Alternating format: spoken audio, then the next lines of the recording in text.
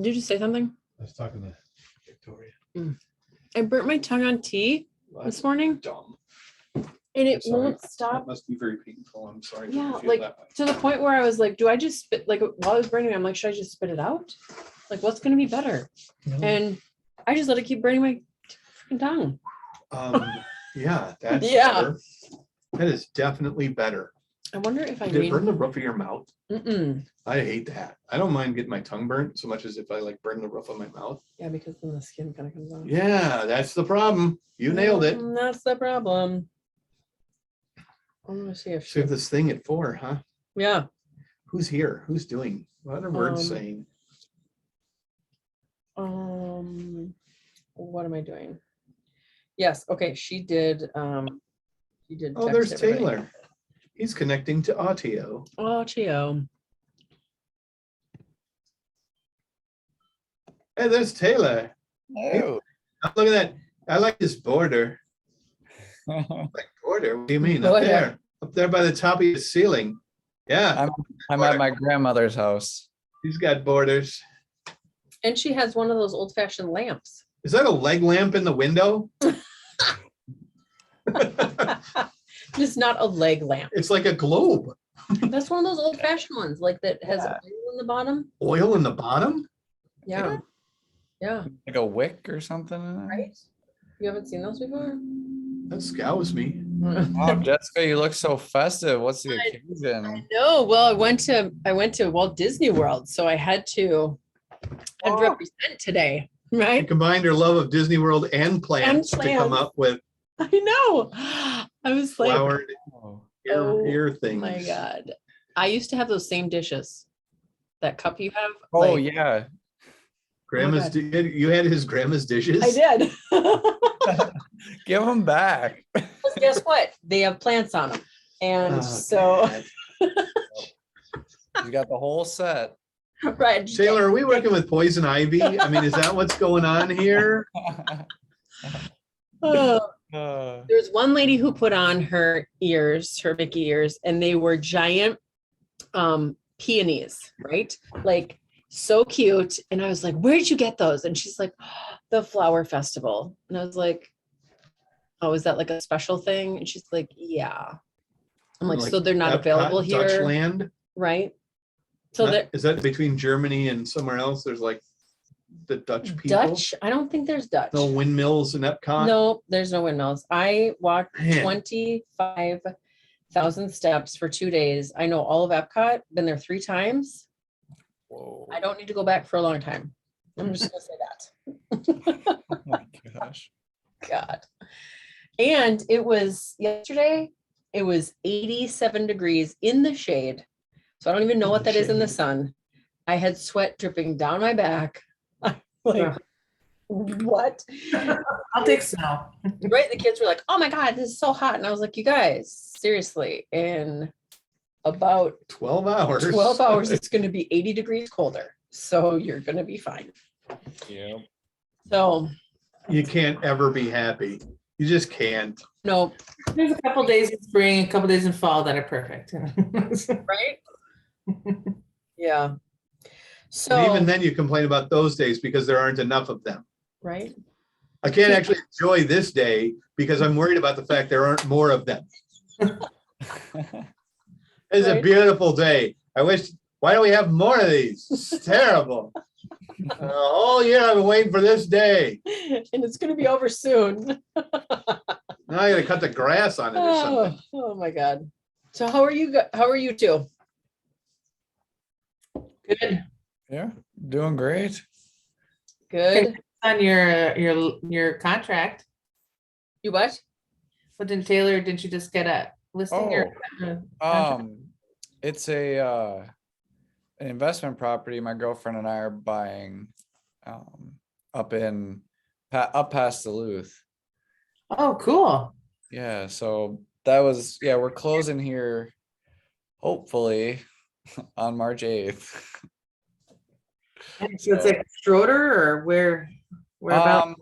It's called Brimson. It's on Stone Lake. Okay. It's very small town, Very very small lake, but yeah, it's just west of like Two Harbors Okay, is a little better. Yep. cool. Well, congrats.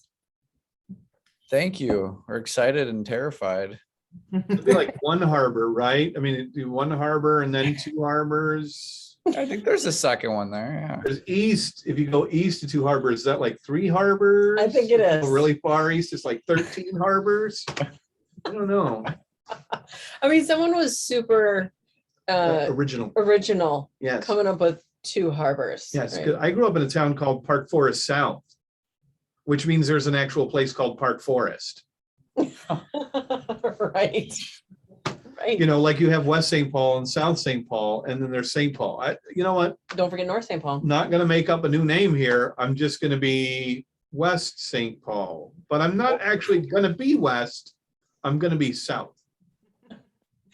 They are, aren't they? Yes. I always thought that was so weird. Any sense? Well, I because didn't even West know St. that. Paul is actually west of South St. Paul. Mhm. And it should be West South St. Paul. I think we should have them corrected. We need to do this. Well, and I think Jesse, God bless him, governor of the state of Minnesota, said it best when he said, the streets of St. Paul were designed by a drunken Irishman. Yep.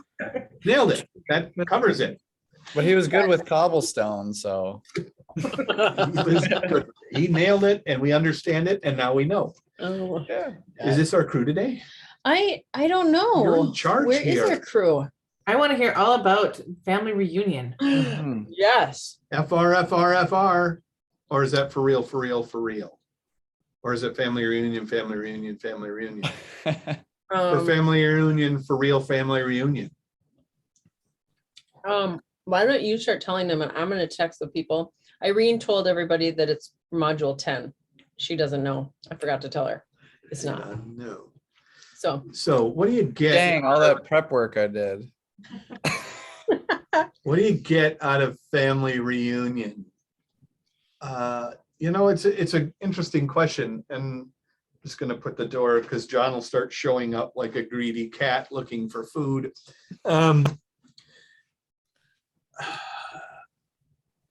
I think that so much of it depends on what you bring. I don't know if each of you have, you know, in maybe a previous career, things like that, attended a large industry conference. But I know when I worked for Verizon, we would gather up all the store managers and we would go somewhere, or we might gather up the entire, even all the sales staff, and that would be a much shorter one because you can't close stores. And you'd have meetings, and from a general perspective, you have a number of different meetings, and there's breakout sessions, and there's typically, you know, on at least 3 of the days, there were multiple breakout sessions, and during these breakout sessions, there might be 6 or 7 different separate smaller meetings, and you might pick and choose the meeting that you're attending based on what's interesting to you, and those meetings might be, you know, how to market to your sphere, or another one might be how to use command, or another one might be health and wellness. And there's just a variety of different topics, and you kind of go to the ones that kind of pique your interest. Or like in my case, I send emails out to, you know, some of our top agents saying, hey, what do you want me to bring back? If you're not going, what can I find out for you? And so I tried to tailor the classes I went to based on that information, because I didn't know what I wanted to do. But I think in addition to that, typically then you'll have some keynote speakers and some important addresses that everybody attends. And one of those big ones every year that everybody looks forward to is Gary Keller's State of the Business. And that gets recorded, and eventually we'll see that, I suspect, after there's some editing, and that'll be out there and a chance for you to see it, which I think is really good. And it gives you, he does a really nice job of hitting how the numbers are important and why they're important, but not being like super numbery. You know, this is important because, and a great example is this. I mean, this is one of the slides from a couple of years ago. We talked about that last time, about how there's just this gap. And why are homes expensive? Well, because we haven't built enough homes for the past 10 years. And it's going to take us a while to catch up. And he goes through those sorts of numbers and makes them very, very explainable. not only to you so you can walk away with the knowledge, but that you can repeat that knowledge then to your buyers and help them make sense of the market. Because at the end, our goal isn't necessarily, I mean, what we do is sell homes, but what we're trying to do is build a relationship. And as you build that relationship, that's in your case built on professional knowledge. What do I know about my business and how can I communicate that to you? And then we had another great keynote speaker, and this is one that I was really most happy with, and also honestly, and I feel comfortable relating this to you guys because you guys have told me different stories, but this guy's discussion was on gratitude. And he talked for an hour and a half, and he is actually a social scientist and a research guy who actually, does real science work on the power of gratitude and how it impacts people. And it honestly depressed me. It made me very sad because I've done many of the techniques he's talked about in his thing for the reasons that he talked about them. And I have not maintained those activities. And, it's almost one of those things where like, yep, I know that. Yep, I know that. And I'm not doing it. Mhm. And that's almost as bad. That's in my mind is worse. It's worse than not knowing. You know what to do. You just haven't been doing it. Yeah. And, it's an eye opener sometimes to just have somebody say, well, yeah, all those things that you're doing are really good. And actually, here's the science that proves that they're really good. Maybe you should just go do them again. And that's what you take from it. You can't be sad about it forever. But it did leave me a little disappointed at some level in myself that I had found out this great information, but wasn't sharing it the way that might be useful to other people. But, from a general takeaway standpoint, I don't know if I can say it any better than I did in my Facebook post, but I think the other thing you come away with, if you go there with that, is just a sense of community that is, you can't replicate that anywhere else. I mean, as much as I wanted to be mad about the fact that I went to lunch and it took, and I'm not joking when I say this, 3 hours from checking in to leaving to get lunch, that was largely caused by the fact that I was surrounded by 10,000 of my comrades. You know what I mean? And all of us had to eat. And I just was the one who drew the unluckiest, unlucky, really unlucky straw that just kept getting, you didn't draw the short straw, it's bad. I just kept looking at my straw and it kept shrinking. So it wasn't just the short straw, it just kept getting smaller. Right. But, hey, that was a one-off kind of thing that can happen. So all in all, for me, though, it was a fantastic trip. It was a great learning experience, great opportunity to meet people. I would like to go back again almost immediately with knowing what I know now and how I might change some things just in even how I approached it. And obviously, as one comes around next time, I think that'll be a big part of my teachings next year. As we get into, we wrap around into January, I'm going to start talking about that kind of thing and how you can prepare and how you can be best prepared for those kinds of things from my experience. But there are so many things we picked up. Like you're going to see, you'll see a difference in some of our training classes that if you attend them in person, we're going to train them a little differently right off the bat. I know that's something that all of us have kind of jumped on the board with. In that we probably won't do as many separate tech trainings, just a unique, hey, come and learn about command, where the training will be, hey, come learn about golden letters, and here's command woven into that, because that's really how we learn. We learn from an application standpoint. How am I applying what I know rather than, yes, inertially, you got to learn the system, but after I've got the basics of it down, how do I integrate that into what I'm doing? And so the trainings that I'll be doing are more based on that than they're actually be based on the other parts, which actually is really how we've approached this, probably much differently than you guys remember when Gordon would come in and he'd talk about one thing and maybe then Jess would talk about something else, or they're sort of connected in a Right. way, but it doesn't Right. necessarily work like that. So Right. Yeah. Yeah, absolutely.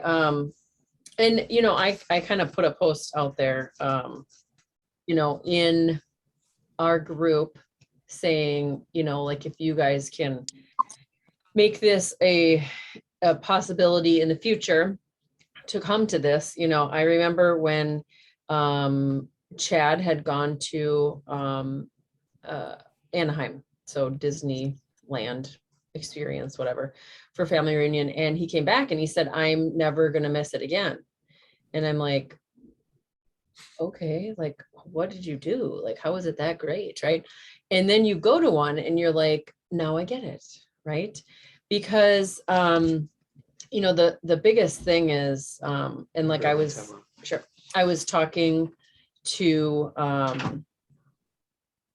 actually Cassandra and I were talking today, is that when you go on a trip with somebody, like you learn so much more about them. I mean, yeah, sometimes it's negative, right? But like people from work, right? You learn so much more about them and you become invested in their life and their success. And you then have a deeper connection so that when you see each other at the office, you're like, you know, it's just different, right?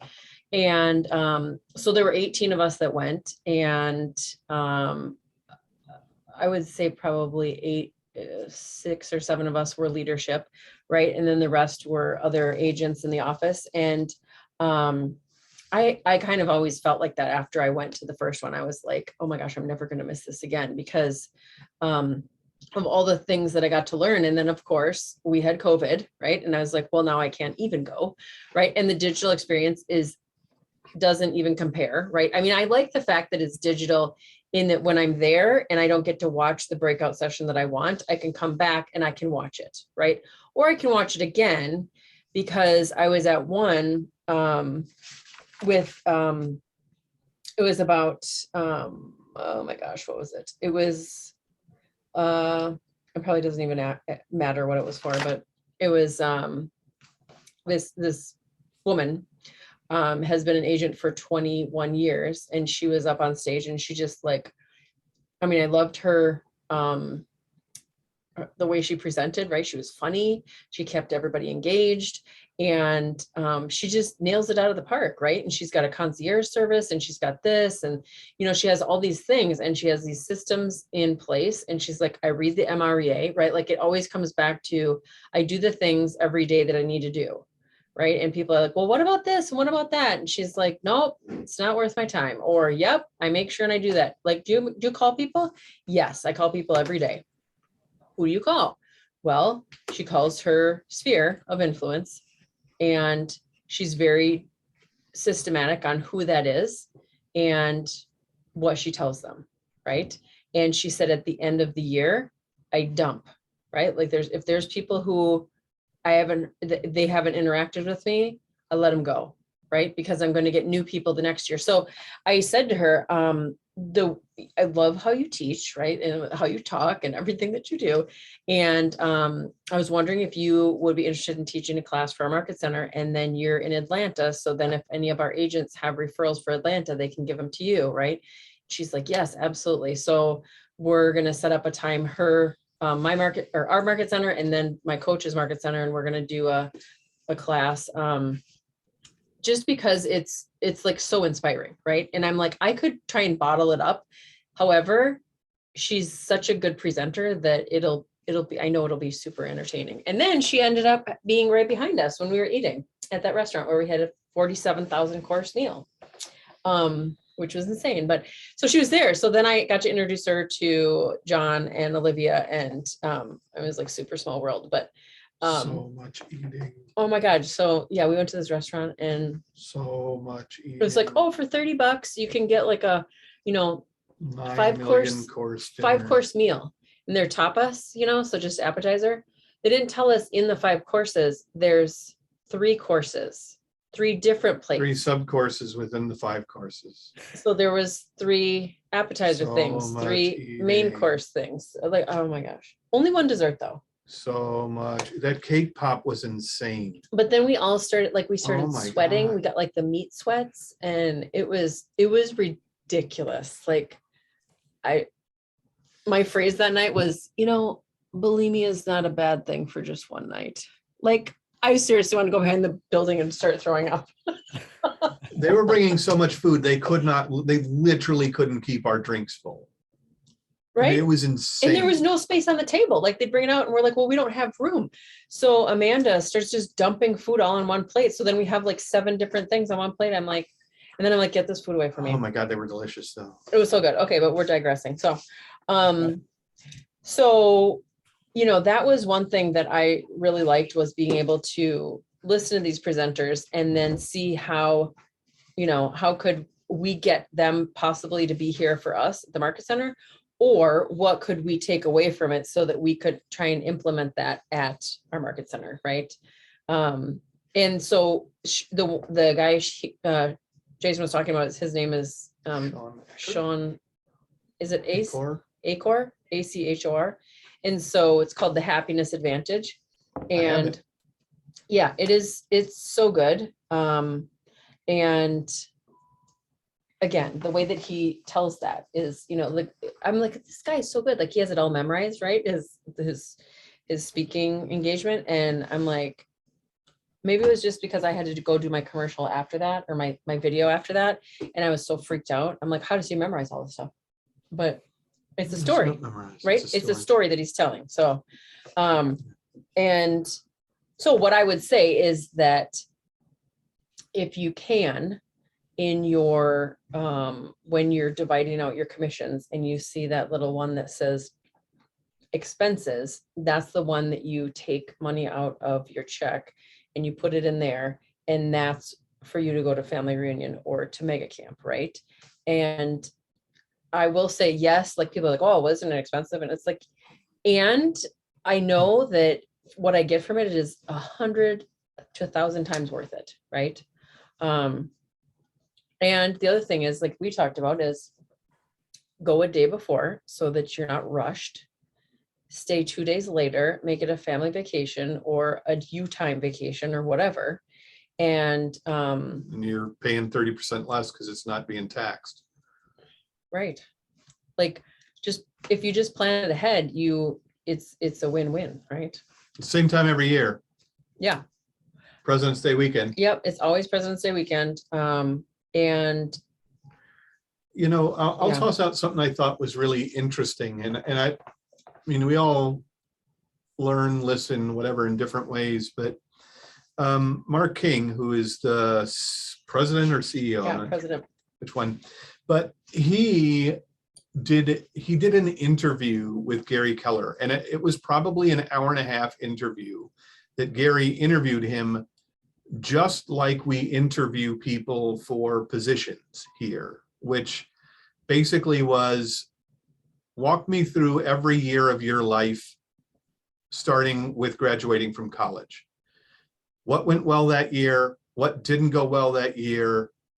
And how what was your money situation like? And literally, he goes through almost every single year. I mean, obviously the details get a little sketchy and vague, but you got this incredible sense. And the reason we do it in an interview is because you want to understand the person, and you start relating things when you do it in that style that's so different from a, tell me what you do if you encountered an angry person. Right. No, walk me through your life. What lesson did you learn? What happened this year? How did that work? What went well? What didn't go well? And it was incredible to listen to a president of a company be that open, honest, and direct with a group of 10,000 employees. I mean, that's not normal. That's really not a normal way to interact in any company I've ever been in. And I've worked in many of the Fortune 500 companies, in the top 25 or so of them. And that's just not how they generally react. And then when you talk about energy or things like that, when he comes out onto the stage after that, you immediately, you don't say, I know you. You know what I mean? I kind of know that. No, you know that guy in a way that you didn't know him before, and in a very personal way. Even though he didn't necessarily explain it directly to you, you know him in a way that you just don't know other people. And it's one of the reasons why I really believe in the way this group works, because you get to know people when you have these conversations and you get a connection. And then to feel like you had that kind of connection with the president of the company is a really unique situation. And kind of brings around, I mean, there's a reason they call it family reunion. They don't call it real estate 2022 or something like Right. that. Right. It is about living those values and creating the relationships. And that's the bedrock of what you do, is creating the relationship. And I can't think of a better provide an example of what I expect you to do than that from the president of the company. I'm going to be open, honest, and transparent with you about who I am and how I got here. And it definitely was not the kind of thing where it was like, oh yeah, this year I was successful and I won. And then I was more successful the next year, so I won more. Yeah. No, there were ups and downs. There were knockbacks and setbacks, and there were successes. And you could see how they were all related to, his overall story. So that was a fantastic experience that I think with so many great ones, it's easy to get lost really in the whole process. Yeah. And so that was during leadership. So we had on Saturday, all of leadership had from 9:30 to 5 or 5:30. Oh my God, it was long. It was long. It was long. And so, but then they played that video for everybody else in different breakout sessions, right?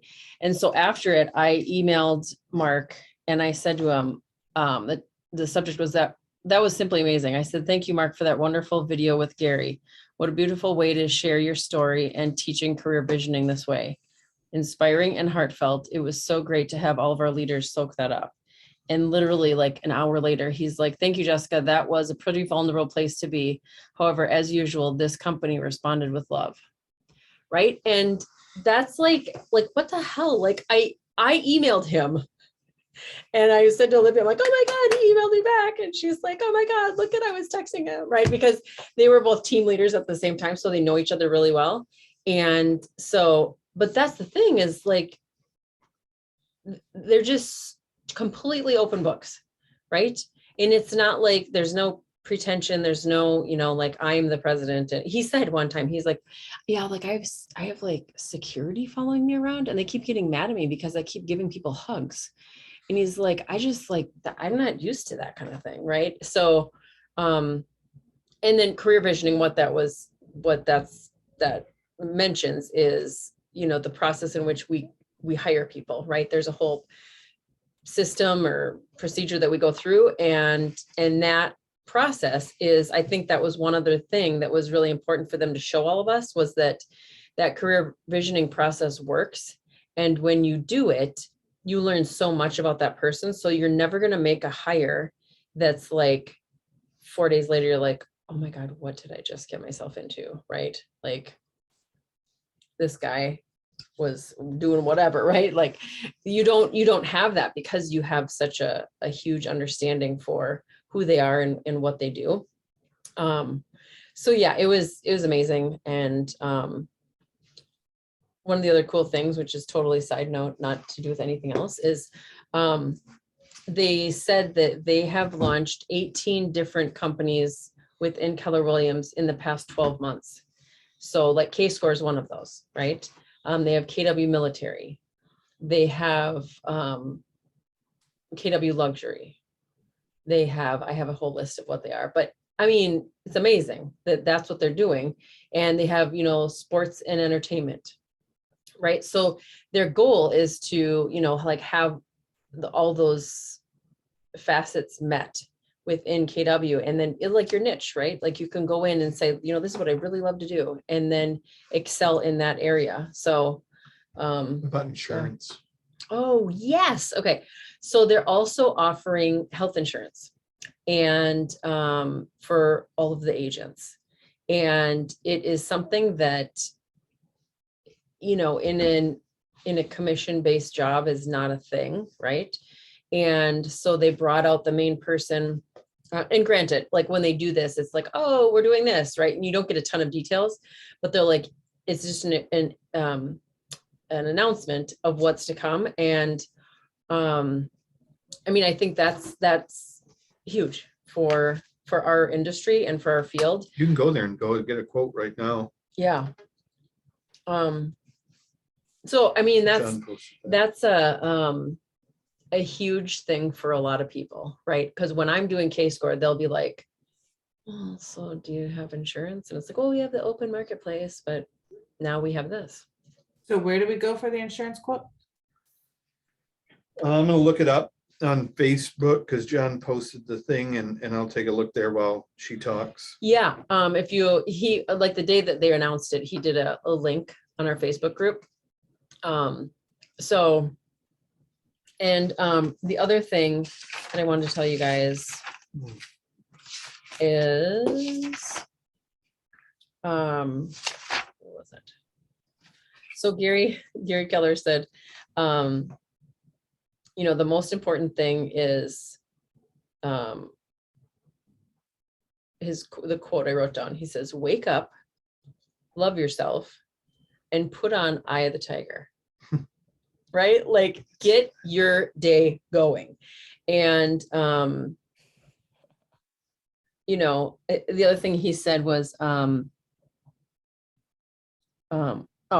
you know, like I did this for you, right? Like he's saying this, like him as the founder of Keller Williams is, I built this company for you, right?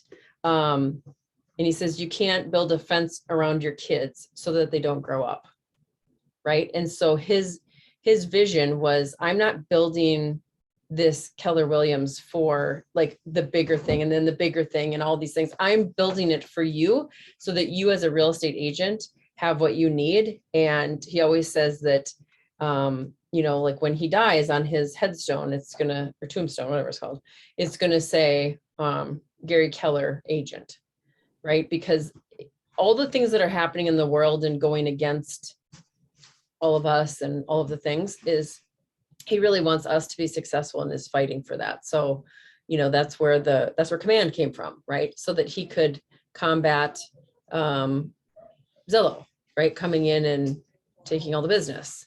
So there's just a lot of really cool things that they have in the works. And they always say, well, you don't even know the half of it. And I was like, well, tell us, right? But the thing is like, it's got to get flushed out before they're just going to announce everything. But that insurance is one of those things that is kwperks.com. kwperks.com. There we go. Do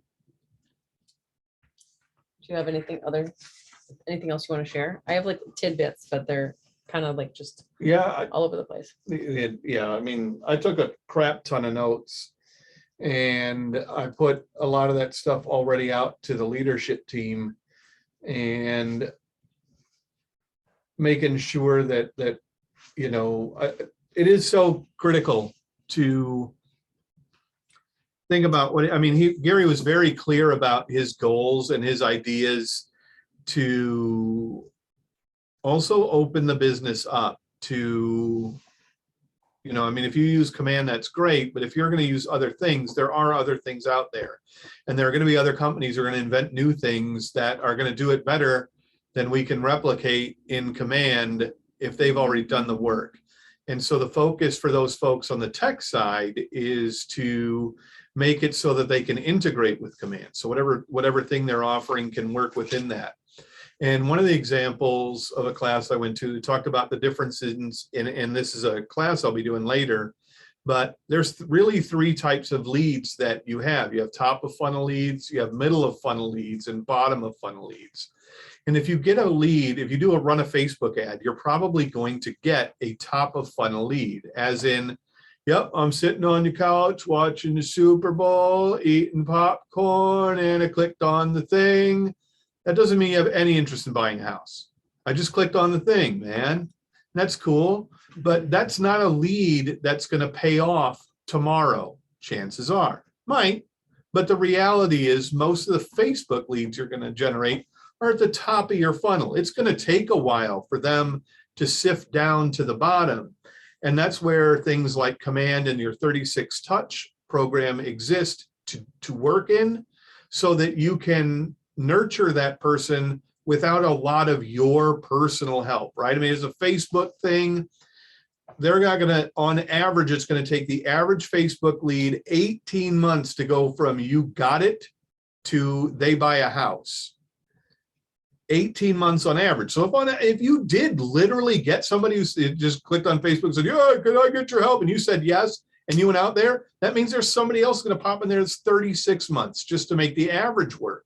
3 years to sit in your funnel to get down there is a lot of phone calls and cards and stuff like that if you don't understand where your lead came from. Then you have middle of the funnel leads with things like Google ads, where maybe you promote you as a realtor. And so if they type in realtor and they see your name and they come from Google in that way, guess what? That's middle of the funnel. That person's actually consciously typed in realtor and thought, I might need to start looking at this. And then of course, there's your bottom of the funnel leads. If you were to go out and get something from Zillow or something from realtor.com, or a friend who calls you and says, hey, I'm thinking about doing this, right? Those are at the bottom of the funnel. Those are the easy ones. And we all know how to handle that, right? But it's these other ones where the plans and the programs that you have set up have to be designed and even tailored to some extent to whether they're the middle of the funnel or the top of the funnel to get them moving down the funnel instead of just sitting up there floating.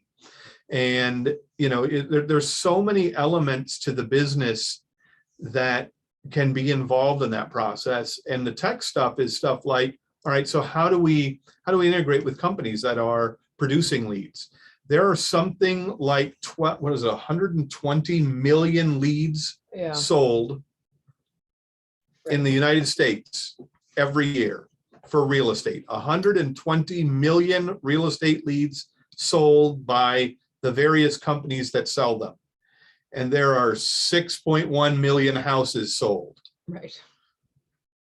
That's a lot of difference, right? And who decides who's the person, right? And you can look at that and go, oh, that's terrible. I mean, that means I have to get, how many leads do I have to get to even get a sale? It's crazy. Or there's just an understanding of how that process works and making sure that you tailor your stuff. Now, one of the things I went to was, real estate isn't, your income in real estate isn't unpredictable. It's your knowledge of your own numbers that's the problem. You don't even understand your numbers, and that's why it seems unpredictable. But it's about scale and scalability of what you do. If you like to deliver chocolates to your top customers or to your customers in general, and you think that that's going to produce leads for you, going to deliver chocolates to everybody, that's great, but that's not very scalable, right? As you get your business and you want to touch 1,000 people, and it takes a while to get that, how much time are you going to invest in packaging up little chocolates and delivering them? Or, at these top of the funnel leads, am I sending out a monthly neighborhood nurture? Am I sending out a monthly newsletter? Am I sending out things that don't require a huge amount of effort from me, but I can expand that from any number of people? If I have 200 people in my funnel or 1,000 people in my funnel, I really only have to hit a few extra keys to do the difference between 200 and 1,000. And that's where scalability comes in and makes it so that you can be more successful as your business grows, because you're going to get more contacts every month. You're going to have more contacts. So as that grows, does your plan support scalability, or are you still hoping that you can go door knock and get all of your business from that? And it's just a different, there's so many different things depending on which one of the meetings you went to. But I thought that was a particularly interesting one, and really one that kind of helped me start thinking about things in a little different way. Yeah, they had, what would you say? They probably had like 20 breakouts a day. In that area. Yeah, probably around that. So, and then they'd have like in each section, we have 2 breakout sessions that we would go to. And the cool thing is that I felt is they've taken a lot of our feedback in the past and then implemented it, which is always super handy, right? So some of the breakout sessions you would have like 2 groups, right? And so I did one that was for getting it was for database and sphere of influence, and then a lot of stuff for individual agents. And the biggest thing that I kind of took back from all of that was it was a room filled with a lot of beginner agents, and because they'd ask certain questions and then they'd raise their hand, And if they raise their hands, they're new, yeah, right, because the cool guys in the back don't raise hands. right. And they were huge ballrooms, like a lot of people, right? And just getting to know what, like, kind of where they're coming from or where they're at, right? And that's the thing, is that so many of these conventions can be super, for somebody brand new, can be overwhelming. And the thing is like, we talk about it, we want to just like, and that's what the meeting will be like on Wednesday, is next Wednesday, is like, what are the things that you want to implement? What are the things you want to take away from something, right? And I think that's, for us, it's what kind of classes could we teach for you guys, right? And so really it's about meeting those people. And because the biggest thing is that, like, you can listen to somebody. What is that phrase they say, is like, don't compare your insides to other people's outsides, right? Because they're up on stage and they're telling this fabulous story, and like, but the thing is they've struggled, right? Like my video thing I did, like, I had to come up with, like, you guys helped me, like, what is the thing, the motivation that you've had a hard time with, right? And it's the making sure that I'm eating well. And that was the bottom line. Like, it's not easy, right? It's remembering every single day. I have to, like, for me, for the food, but for you guys, like, every single day I have to reach out to somebody. I have to talk to somebody about real estate. And once you get good at that consistency, right, of, okay, I'm talking to 3 today.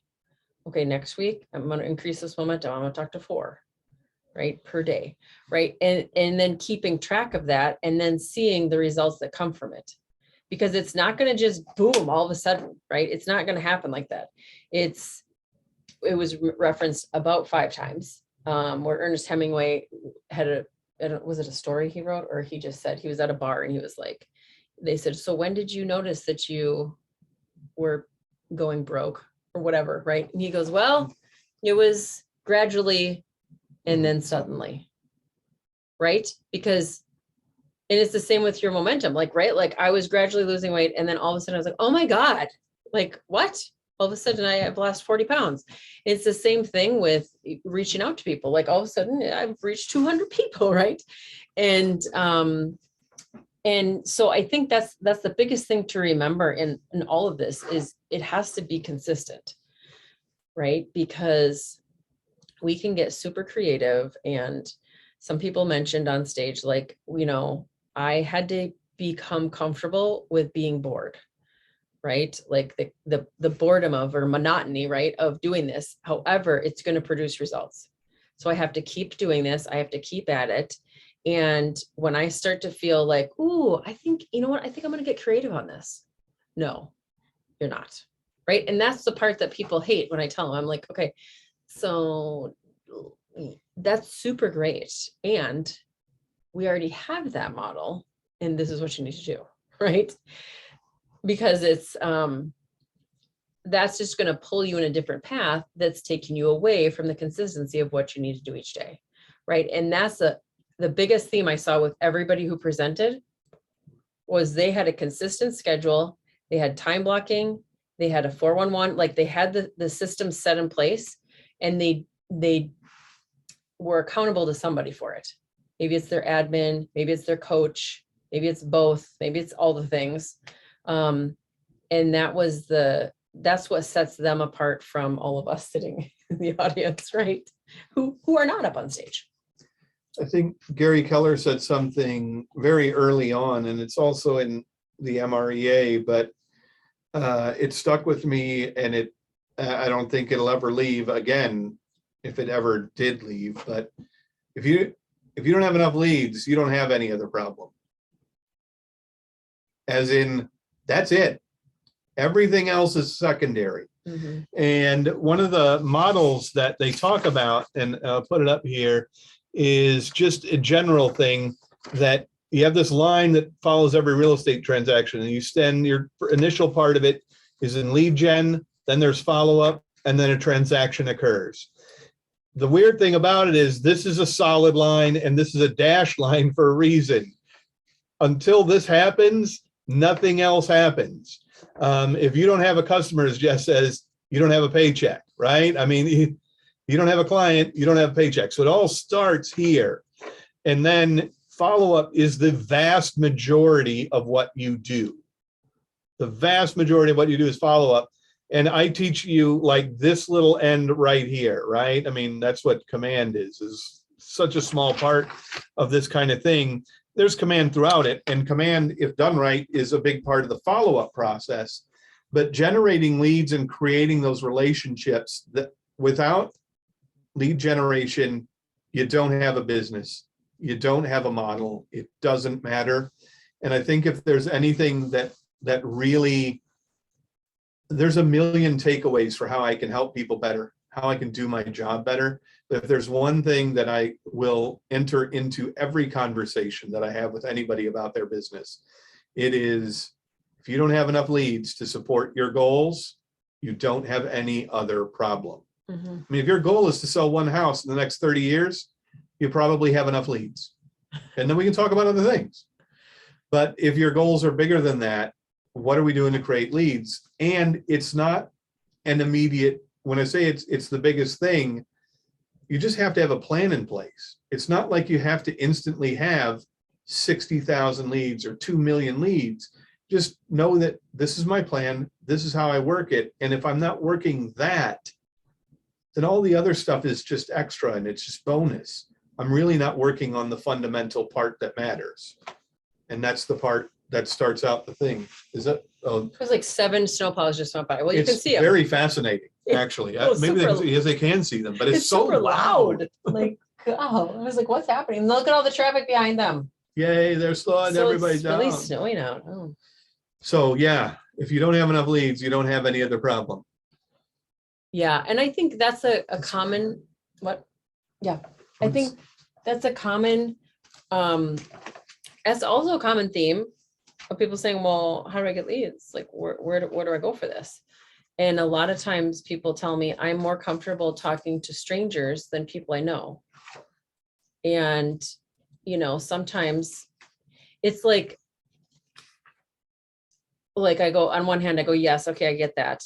The other hand, I say, who wants to help you more? A perfect stranger or somebody who knows and likes you? I'm pretty sure it's the person who knows and likes you, because now you have a warm lead, right? If you're calling complete strangers, it's completely cold and you have to start that relationship. So it's just a longer time out there. And, you know, I don't know. Why don't you guys tell me why do you feel like that might be sometimes the case, that somebody would prefer to work with a total stranger than a, If you screw up, you can just walk away and it's done. yeah. I'm not worried about ruining my reputation with or annoying somebody I don't know. Like sometimes I feel like reaching out can seem like pestering, Mhm. but if it's a stranger, you know, who cares? Nothing's lost there. Sure. Lost, nothing gained. Yep. That was my initial thought, and I remember we talked about that. Mhm. And I don't know, I just kind of overcome it, Yeah. just changed my thinking on it. It's that same mentality of like, and I think Taylor, this is exactly what we talked about. What would you rather have? Somebody wish you a happy birthday on Facebook, text you happy birthday, or call you, right? what would you rather have? A card sent to you, a package sent to you, or the person showing up at your door wishing you a happy birthday? Right? Like, holy crap, that's an impact. And I'm not saying that that's something you can do every single time, right? Like, it's just what makes more of an impact. And so then when you know that, you're like, well, I want to make a huge freaking impact, right? So the easiest one and the quickest one is like, you pick up the phone and you call them the day before their birthday, and you're like, you know what? I'm pretty sure everybody's going to wish you a happy birthday tomorrow. I want to be the first one to wish you a happy birthday today. And I hope you have a great birthday, and blah, blah, blah, right? Like, you're not talking about real estate. Like, that's not the point, right? And I think that's the biggest thing that people get wrapped up in their head is like, well, how am I going to relate this to real estate? I'm like, well, I'm pretty sure they know what you do, right? I mean, if they don't, then yeah, for sure, you're telling them on this phone call, but I'm pretty sure they know if you're calling somebody on their birthday, right? So again, it's that huge mindset shift where it's how can you help them? And you know, we talked about it a lot at family reunion, is like there's so many different things that we're here for, and that we are our big why, like we want to help people. And this whole I'm forgetting the happiness advantage. One of the things was like, we had to look, you were with Melissa, right, Johnson? And he said, okay, I want you to look at the person next to you. He was very funny. And so he's like wrapping humor into it all. He goes, now I want you to just completely take out any emotion you have, any feeling. I want you to be completely like, what's the word? Emotionless, you know, Emotionless. so that if you're the person you're looking at was to poke you in the head, you wouldn't react. Like if they poked you a bunch of times, you're not going to react. Like if they told you and said mean things about you, you're not going to react. Right. And then he said, okay, so now, Jason, that's what you're going to do. And now, Jessica, you are going to look at them in the eye directly and smile nonstop for 7 seconds.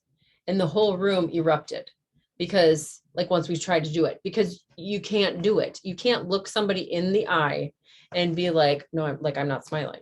Like, here we go. It's like that thing when you're a kid, don't smile, Right. smile. And then they have to, they can't Right. not, because it's ridiculous. Right. And so he said, I did trainings with, 55-year-old Japanese bankers in the height of the banking crisis. And they couldn't do it. Like there's no human being on the planet. 75 to 80%. It's 75 to 80%. Okay, 75 to 80%. Oh, you find the psychopaths in the room really quick. Right. Exactly. Right. And so And they're proud. right. They're really proud. I didn't smile. You realize what that means, right? I am psycho. And and the other thing he talked about a lot was that like the mindset shift, that there's a mindset of happiness and a mindset of success, and that they don't go together. They don't necessarily go together. So for example, when you're, and this happens even when you're really young, right? When you're learning to walk, you maybe have a goal, and the goal of success is, taking that first step.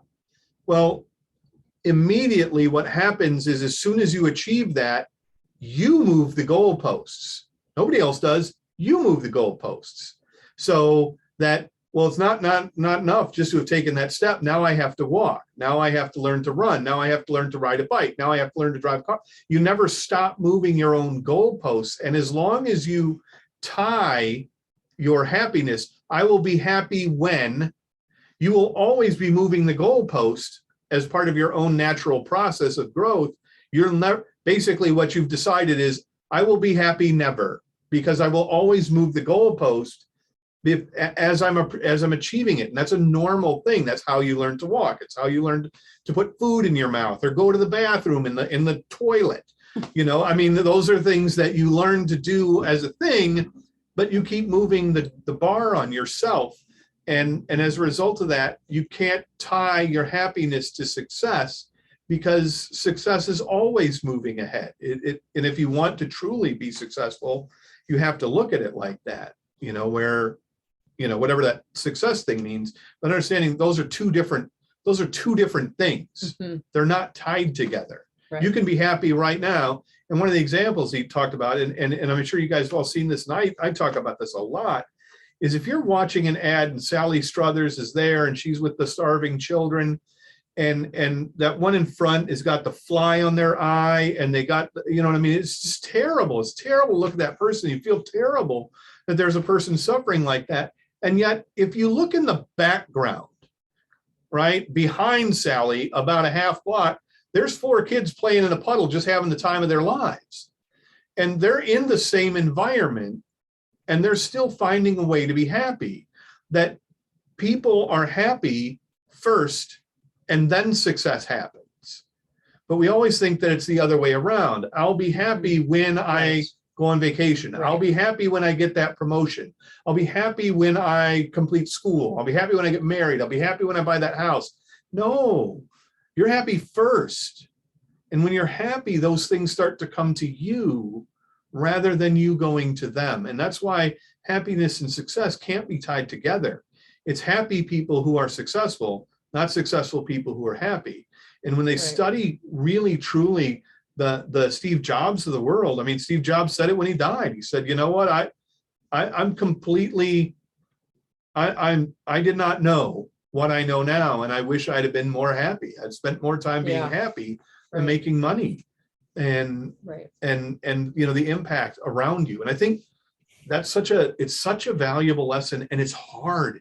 That's a hard lesson, because everything you see on TV, everything you see in the media, everything you see on Facebook makes it seem like, oh, they're on vacation, they're having a great time. I'll tell you what, I went to Orlando, I spent 12 hours in airports and airplanes on the way there. That was not fun. You did not see one moment of that. Not one moment of that, other than my actual Facebook post where I said, I think the bar and the airplanes are in cahoots, because that's the only way both of them can make money, right? Just kick off the planes, and that way I'll sit there and drink all night. But you don't see that the same way you see the action poses and the fun stuff and the beautiful palm trees. You don't see the hours of travel, or the languishing in the airport chairs, or the fact that this chair doesn't even have power. So now I'm underneath the chairs in the airport, trying to figure out how to plug in their plugs, right? I mean, that's disgusting down there. There's so much gum and cracker and popsicle, or like sucker sticks. It's disgusting. And all I want is a little bit of juice. But that's not on my Instagram. That's not on my feed. That's not on the news. That's not what made the trip.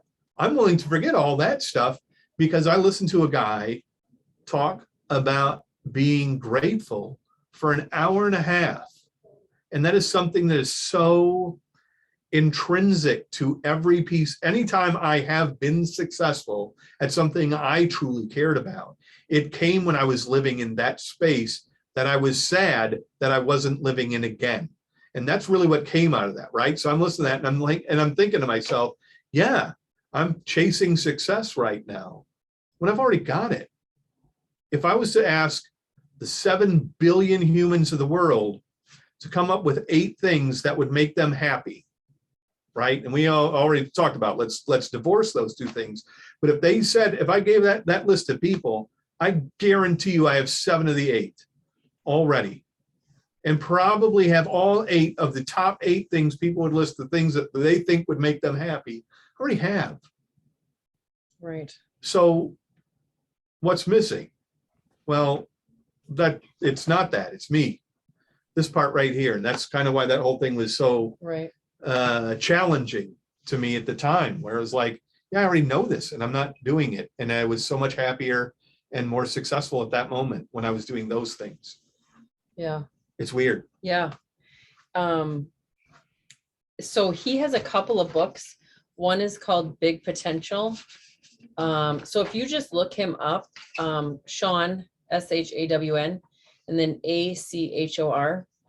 I mean, we were in leadership after this for an hour, and it was Jason Abrams and Mark King, the president, and they were talking about how we're going to do this and implement that. And all of a sudden it got silent.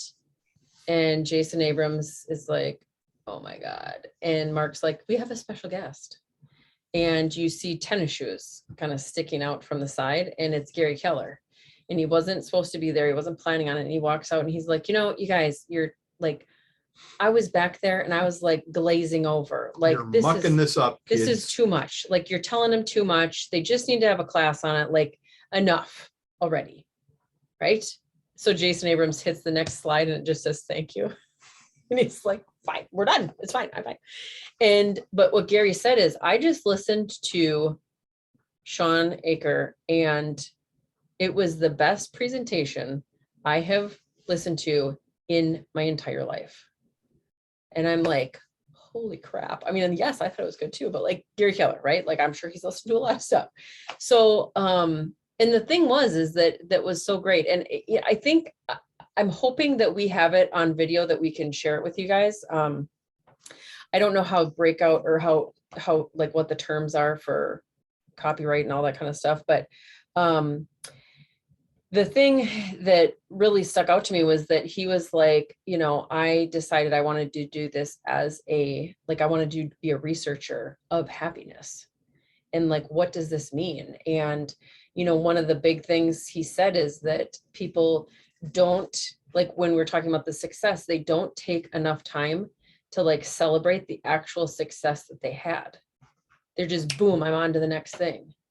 And like, I feel like my daughter was doing that to me yesterday. Like, I was so excited to be at Magic Kingdom, and Tinkerbell drove by. Well, she didn't drive. She was on this giant float, and she's like waving to people. And I am jumping up and down and like, Tinkerbell, right? And I was recording it. And so then my daughter like took a picture of me, or recorded me, like, when I was taking it, because she's like, oh my God, look at her. Right. And I'm like, but this is what it's about. Like, I'm celebrating being at Disney World. And like, how many times in my life am I going to be here looking at Tinkerbell? Like, not that many. And, you know, like then all the princesses went by on a big thing and they're dancing and singing, and I'm dancing and singing. And I'm like, I'm probably super embarrassing for my daughter, but I'm like, that's what this is about. Right. Like being happy and having happiness, and then having that carry through, you know. And I was like, this is so amazing to watch, because my kids are older, right? But to watch these little kids at Disney and like look at their faces, like they think all of this stuff is like legit, like she's legitimately a princess, right? And Tinkerbell frickin' flies, right? Like, that's where they're at. And it was so exciting. And especially after hearing this speaker, I was like, yeah, we have to enjoy more the big, huge wins that we have. And instead of just flying on to the next thing, it's like, well, now I got to hit a new goal. Right. And it's like, well, that was pretty anticlimactic. Like, I thought we should kind of have some sort of excitement here, but so, you know, I am always going to be your biggest raving fan at the team meetings, when you have your first closing, when you have your this and that and all the things. And so, yeah, and we're over by 4 minutes. So Sean Aker does have a TED talk that you can look at on YouTube. Yeah. It's only 12 minutes, but it's 12 solid minutes. Yep. And it'll probably be a lot of what he talked about the other day. So do you guys have anything else you want to add before we sign off here?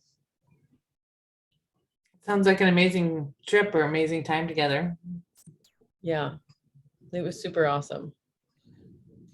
And I think it's oh my gosh, what's it called? Anaheim. I think Anaheim is the location. My daughter looked it up last night. She's like, Mom, I'm looking it up because I want to go wherever you're going. And she's like, well, it's not official, but it says here it's at Disneyland. And I'm like, oh my God, another fabulous location. There was I read a post about it, and one of the comments, you know, somebody was upset because it always seems to be in the same places. There are only so many places in the United States where you can add 10,000 human beings out of the blue.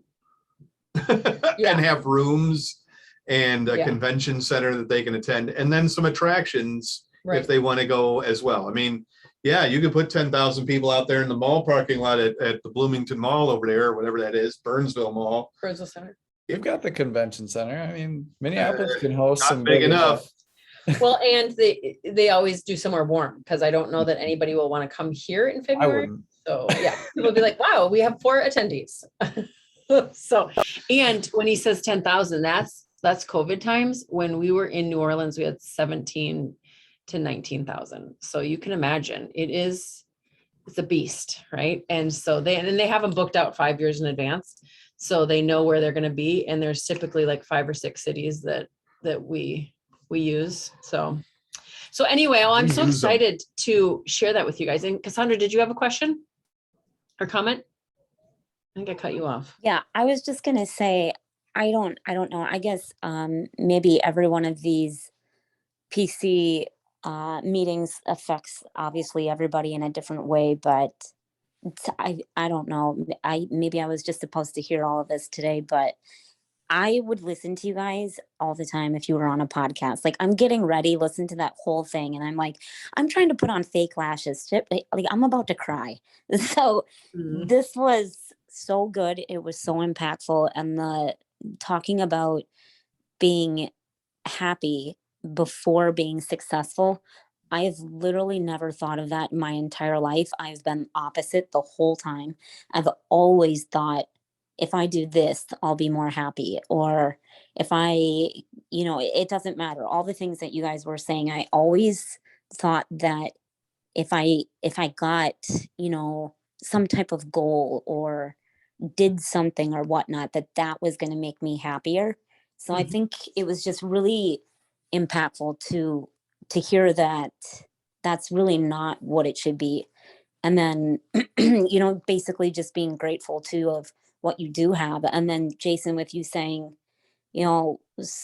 7 out of those 8 things you probably already have. And it's like, damn it, you're right. Like, so I don't know. I think everybody has a place and a time, but today was really, I absolutely loved this today. It was really good. And even though I wasn't there, I think that you can feel the energy of like how you guys felt, how you guys were impacted by it, and how important it is maybe for more people to set aside that type of money to make it to these types of things, to come back feeling the same way. So I don't know. Thank you. Absolutely. Thank you. That's, I second that. that's, yeah, It was a big thing to hear. that's so awesome. Yay. Oh, okay. I have to go so I don't start crying. We need to get this thing under wraps here. I'm gonna make her cry after you guys go. That's what I do. He's going to start marking in the office. Marking the plants in the corner. Olivia would love that. She'd be like, perfect. Get him out of here. Well, thank you guys. Yes. Thank you. All right. Olivia, Olivia. You know Just- you are. Jessica. Olivia's mother. Yes, Olivia's mother. I will not be here next week. So, Okay. Okay. I'll miss you. yes, and I'll be working on my tan. So, Oh, well, lovely. yes. You're mine too. And you, Jason. Sure. Okay, mine too. All right, guys. Have a good night. Talk to you soon. Bye. Okay. Bye-bye.